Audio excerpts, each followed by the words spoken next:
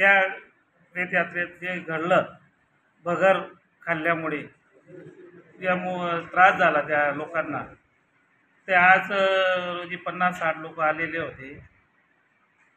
तर डॉक्टरांनी जे उपचार केले, सर्व गोष्टी केल्या, आज रोजी चांगले आहे। आता महंत म्हणून गोसावी एक आमच्या गावाचे सरपंच, मी माजी डायरेक्टर म्हणून मार्केटचे सुनील पवार म्हणून बोलतो आहे।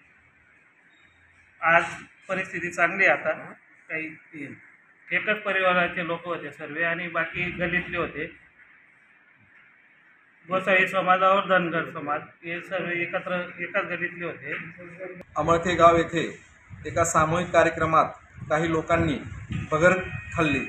तर ती भगर खाल्ल्यानंतर एक थोड्या वेळानंतर काही लोकांना चक्कर येणे, मळमळणे, उलट्या होणे, डोळ्यासमोर अंधारी येणे असा त्रास जाणवू लागला। तर त्या अनुषंगाने काही लोकांनी ग्रामीण रुग्णालय शिंदखेडा येथे 3 वाजता दाखल झाले तपासणीसाठी। तर एक प्राथमिक अंदाज असा आहे की भगर खाल्ल्यामुळे विषबाधा झाली असू शकते, असा एक डॉक्टरांचा प्राथमिक अंदाज आहे। आत्तापर्यंत अमळथे गावातील 50 ते 60 रुग्णांनी, त्यात छोटे बालकं, मुलं, मुली, महिला व पुरुष असे सर्व मिळून 50 ते 60 लोकांनी आत्तापर्यंत इथे उपचार घेतले आहेत।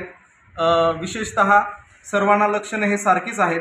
सर्वांची लक्षणे सौम्य प्रकाराची आहेत। कोणालाही गंभीर असं कोणत्याही प्रकारचं लक्षणे दिसत नाही।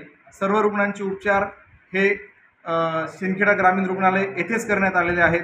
या सर्व घटनेची माहिती धुळे जिल्ह्याचे जिल्हा शल्य चिकित्सक माननीय दत्ता देगावकर सर यांनाही कळवली आहे।